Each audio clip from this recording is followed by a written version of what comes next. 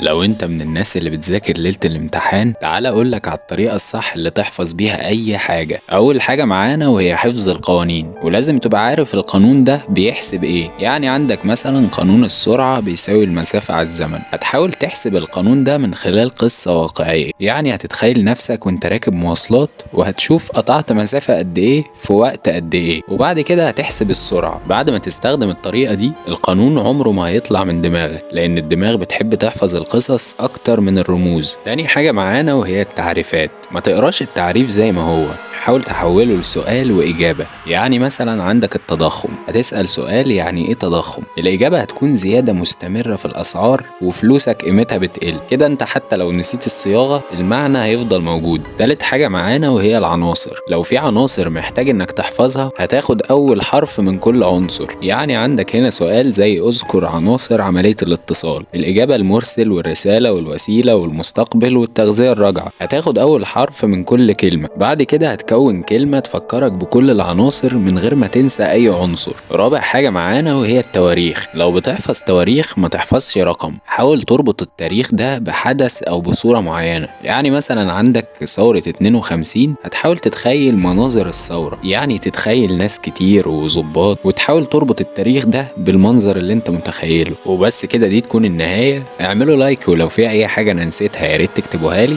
وبس كده، سلام.